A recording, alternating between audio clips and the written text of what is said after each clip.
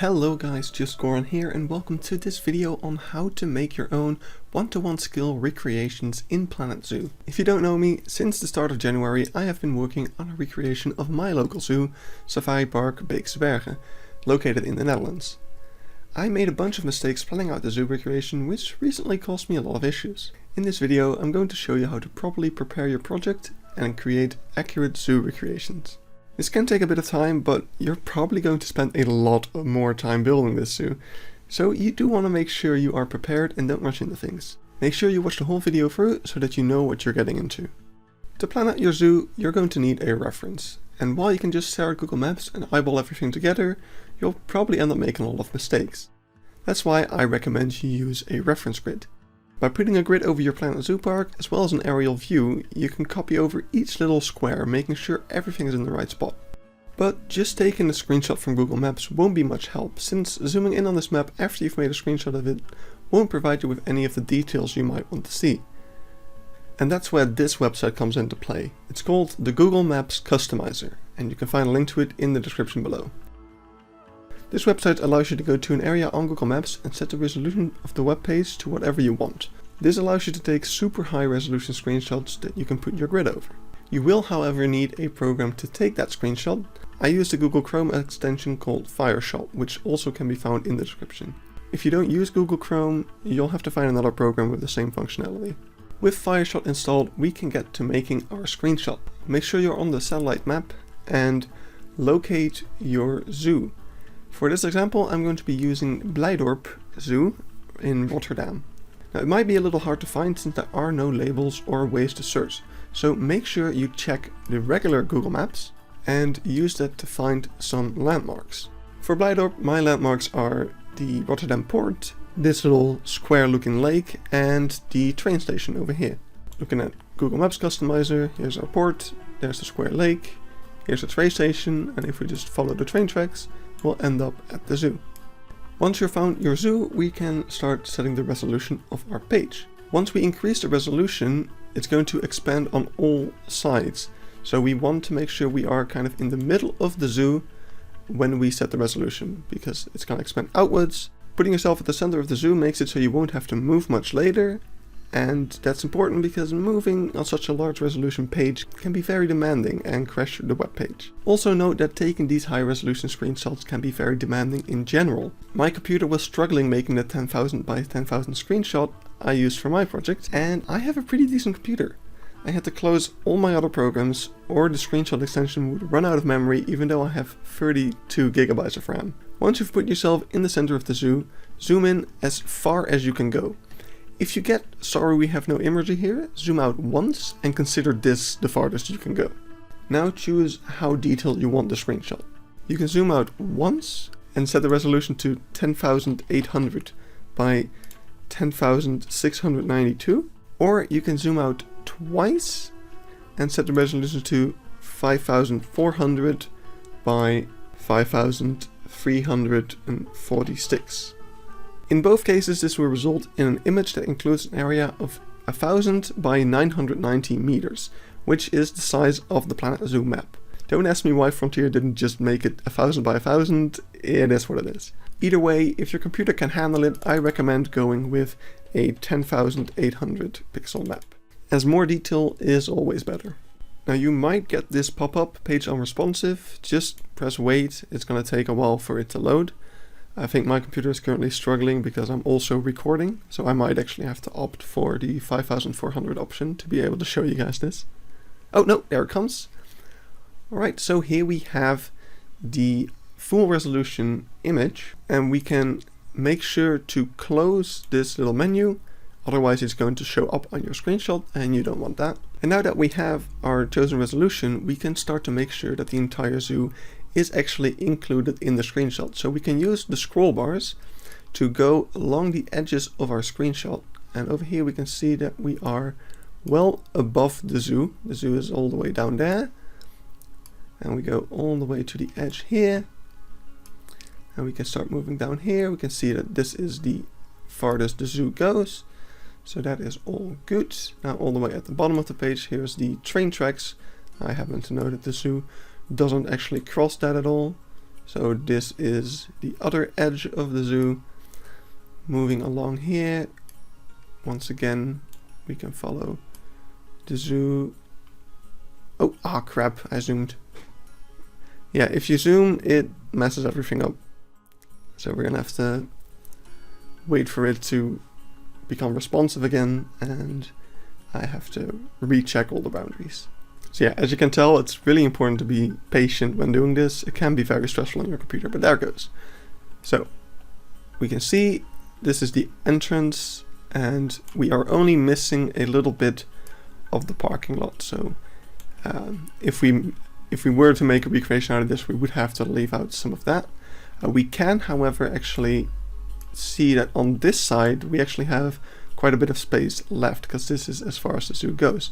So we can choose to kind of move ourselves like this, which will leave out the road over here, but I mean, we don't really care about that now, do we? I mean, we might actually, because there's also an entrance over here, but there's actually enough space for that, so I think that would be a good call. So yeah, we've kind of slightly adjusted to give ourselves a bit more space here. So if you are having trouble fitting your zoo, just make those slight adjustments and get everything in here. So now we're still missing a very small part of the parking lot, but we have most of it on here. So that is actually the zoo fit in. Now if your zoo does not fit on the screen, you've tried adjusting it on all sides, but it just won't fit, then that means that your zoo is too big to fit in the Planet Zoo map, and you will have to work at a skill. And I will explain how to do this later on in the video, but for now I'm going to move on so that we don't get into that complex stuff for people who don't face this issue. So once you've managed to include your entire zoo on the webpage, you can take the screenshot. Using Fireshot over here, you can press Capture Entire Page. If the extension does not show up over here, you can press the puzzle icon and you can access it from here. You can actually pin it so that it does show up there, but if you don't intend to use it a lot, you can just press it here and then press Capture Entire Page. And now the program will start taking our screenshot. You can see it scan the entire page, and it's going to start stitching that together.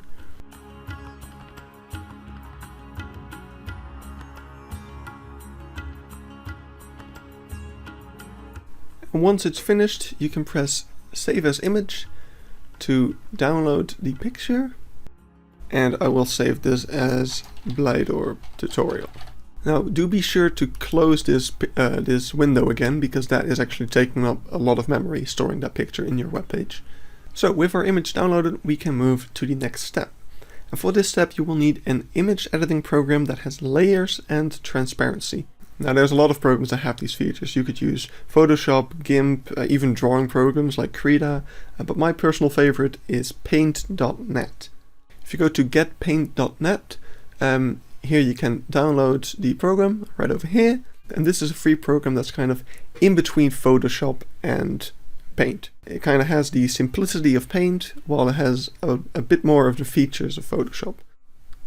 So open the image editing program of your choice. It doesn't have to be Paint.net. Again, you can use whatever you want as long as it has layers and transparency.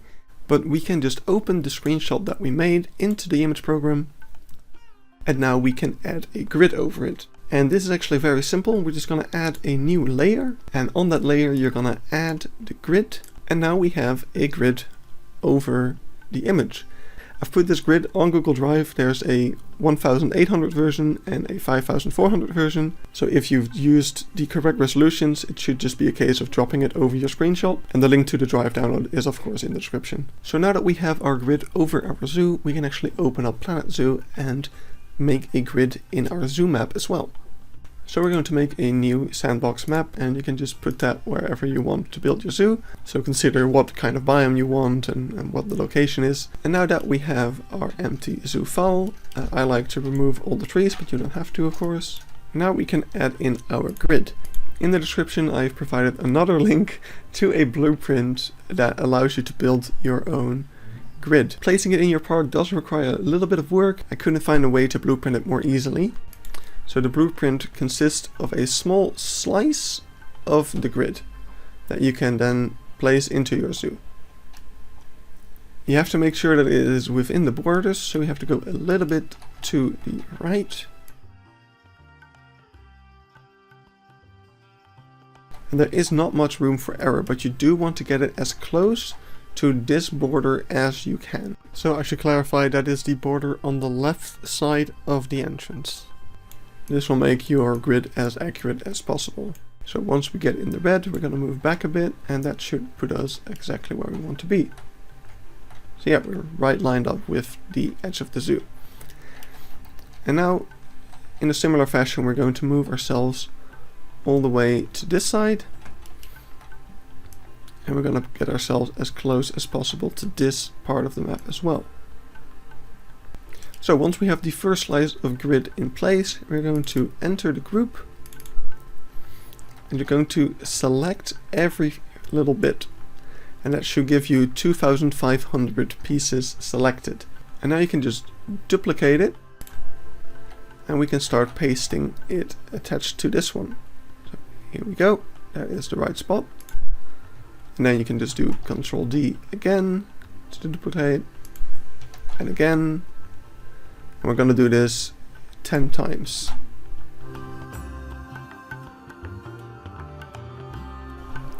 And you'll notice that the 10th one doesn't actually fit. So you can just have it overlap the previous one if you don't really care about the piece count. There is going to be a couple hundred pieces that are now kind of just overlapping and wasting up the piece count. So if you don't care about the performance of it that much, I mean, what's a couple hundred pieces on a couple thousand pieces? Then you can just place it here like that. But if you do care about that, you can try to just select the bottom or the top over here. And now we'll just take out all of these. And just in case, I guess I'll mention that to do this, you just press Control while you select these, and it deselects them from the selection. Oh, and we can press Control again to add it. And there we have it. So now we have just one row, and we can just start adding that to the grid. And then the last one again doesn't really fit. So what you can do for the last one is either just leave it like this. Keep in mind that there is one more row over here, and that is the top over here. So we're now missing kind of this little half grid. If that is important for you for reference, you can take something like this. And yeah, just grab a bunch. I recommend something like 5, and you can start pasting that around as well. Okay, and for whatever reason we can't actually do the last one. That's kind of weird. So I guess we'll just leave that one out. So now we have a grid in Planet Zoo that matches the grid on our screenshot. So you could technically start planning out the zoo square by square. So you can start to count 1, 2, 3, 4, 5, 6, 7, 8, 9, 10, 11, 12, 13, 13 pieces. So 13 pieces from the top this little path over here starts. So we can go into Planet Zoo and say 1, 2, 3, 4, 5, 13. And then here we can start drawing out that path and make sure it aligns with the grid like it does. But there is one more thing that you might want to try doing before you get started. This is an optional thing, but it can help elevate your recreation to the next level, so I highly recommend it.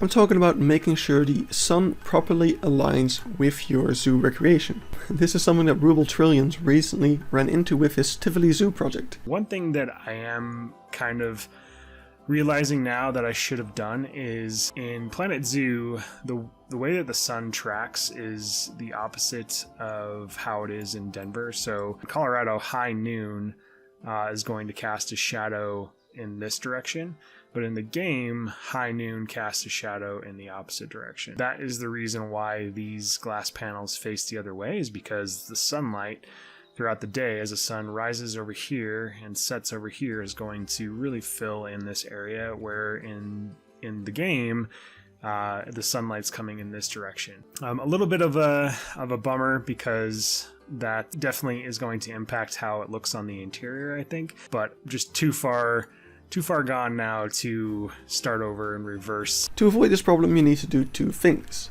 check how the sun travels on your zoo map and rotate your screenshot under the grid accordingly. For your convenience, I've already checked every possible biome and region. If you're building your zoo on a tropical, taiga or desert map and not the red desert, the north of the map will be at the bottom of the zoo, towards the entrance. So if this is the case, you will have to take the image of your real life zoo and rotate it 180 degrees. Make sure that you don't rotate the entire image, as this will just rotate the grid along with it. You only want to rotate the layer of your reference image. If you're building on any other biome, you're already aligned correctly. And just for the record, that includes the red desert, grassland, temperate and tundra biomes. So if you're on any of those, you don't need to do anything. Sadly, this does not necessarily solve the issue that Ruble Trillions had. His park may very well have been facing the right way, but the sun's position at noon was still off. And this has to do with the way that the Earth catches light from the sun. The northern hemisphere is lit from underneath, while the southern hemisphere is lit from above. If you look at Google Maps, you'll see that, for example, here in the Netherlands, the shadows of the building are at the top, facing the north. While on the other side of the globe, in South Africa for example, you'll see that shadows of buildings are at the bottom, facing south. In Planet Zoo, however, the sun is always casting shadows to the north, no matter what biome or region you are in. So if your zoo is built on the southern hemisphere, the sun will be positioned wrong.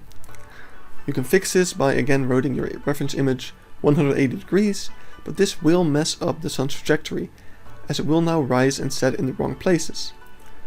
So if your zoo is on the southern hemisphere, you will have to decide whether you want the sun to rise in the east, as it's supposed to, or cast shadows towards the south, as it's supposed to. Sadly, you can't have both. So I hope that makes sense. If it doesn't, I'm sorry, don't worry about it. As I said, it's just an optional thing that brings a little bit of extra realism to your park, so you don't have to do it. So now you should be ready to build your Help me! My zoo doesn't fit! Oh crap. So, the zoo you want to build does not fit in a 1 km by 1 km area. No need to panic, you can simply work at a scale. I do this too in my Beekse Bergen project. The real zoo is 1.5 kilometers wide, so I had to scale it down to 2/3 its size, working at a 1 to 1.5 scale. Let me show you how I solved this problem for the Beekse Bergen. So let's go back to the setting of the resolution on your Google Maps customizer. I'm going to scroll down to the Beekse Bergen. My reference point for it was this little bit of sand over here, which is the Loonse Turindense Duinen. And then over here I can find the lake that is next to the Beekse Bergen. So, setting the resolution of our map, we're going to go to the center of the zoo. I'm going to zoom out once and set the resolution to our desired 1800 by 1692.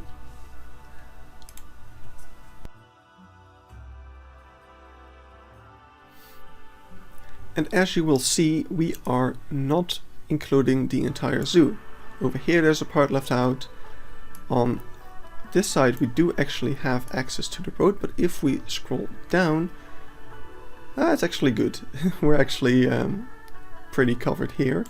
But on the other side we are just halfway through a habitat and we don't actually get anywhere close to the real edge. In order to make our scaled version of the zoo, you don't have to worry about the scale. All you have to worry about right now is making sure that you fit the entire zoo onto the screen. And there's two ways we can do this. We can increase the resolution or we can zoom out once. If you are only missing a little bit of the zoo, and you can check this of course by looking at Google Maps. If you're only missing a little bit of the zoo, say we got up to here and we only have to add this little part, you can try adding like 1,000 or 2,000 pixels to either the height or the width. In our case, however, we kind of come up to here, so we're missing this entire part, which is actually quite significant. So what I'm going to do is I'm going to zoom out once. This is going to lower the kind of quality and the resolution of the image, but it is what it is. We have to do what we have to do to actually get the entire zoo on here. So I'm going to zoom out once. It's probably going to crash the page, but we're going to try. Because zooming out once doubles the area that you cover. So this makes a huge difference in what we can see on our image. There we go, it is finished loading. And you can see that we are actually still missing some bits of the zoo, but we're probably got a lot of space left on this side. Yeah, we do. So we can start to move ourselves in this direction carefully, because of course it is going to lag quite a bit. And now you can see that we kind of have the edge of the zoo over here. And if we go to the bottom, no zoo inside, so that means that we've covered it well. And on this side as well, we just have the road and the lake. On the top here, not much to see. The only thing I can actually notice is that we are missing a little bit of the parking lot, so we might as well drag ourselves up a bit to include that, because we have a lot of space at the bottom. Probably not going to include this in the recreation anyway, but we can always choose to not include this later, so that's why it's a good idea to just include it now. That is about everything covered. So when you have your entire zoo included in the screenshot, again, don't worry about the resolution. I didn't change it because I just zoomed out, but if you've added like 2,000-3,000 to it, and now, oh, it doesn't have the right aspect ratio anymore, doesn't matter, we'll all fix it later in post. Just make sure you keep that closed and take your screenshot.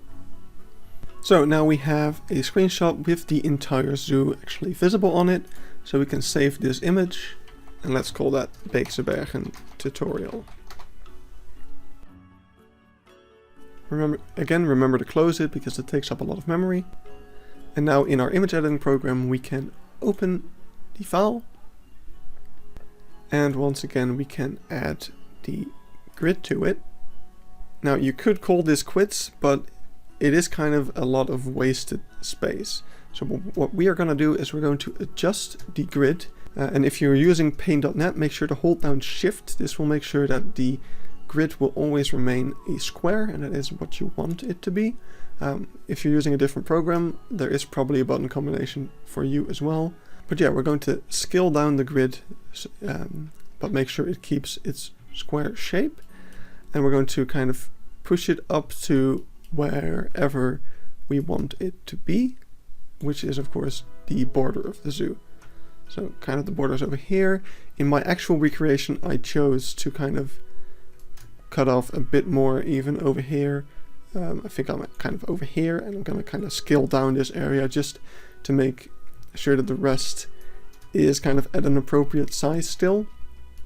Because the smaller you make this, the more closer to a one-to-one recreation you are, which does make life a little bit easier for you. So for example, over here I can actually choose to exclude some of these buildings and really only focus on the park. So now our grid covers an area as close as possible to the real life situation. We can actually move it down a bit over here still, just to include that road and some of these trees, because we don't have to include this top parking lot per se. So that's one way to do this. Another way to do this actually is to open the grid, and we're going to add the captured image that we made underneath it. And now we can scale the image instead of the grid. And what we can also do when we're doing this is rotate it around a bit, because if we rotate it somewhat like this and kind of align those roads, we are actually able to fit in a lot more, and it's a bit easier to do so. And the only thing you will have to keep in mind when you do the rotating technique is that this does kind of changes northeast, southwest of your recreation. So if you care about that, do keep in mind where the sun is going to be, and yeah, which way used to be north and stuff like that.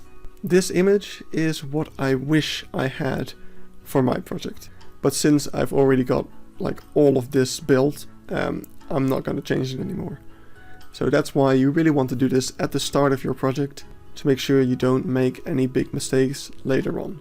Because just for the record, the way I have my zoo set up is I've rotated it even further, so my sun is also more off. I think I've got it somewhat like this, and if we just move it, I've moved it all the way to the top, and I think I actually have about that much of the parking lot. And yeah, you can already see, like, that's why we're missing a big part over here. It's because I didn't rotate it enough, or I rotated it too much even.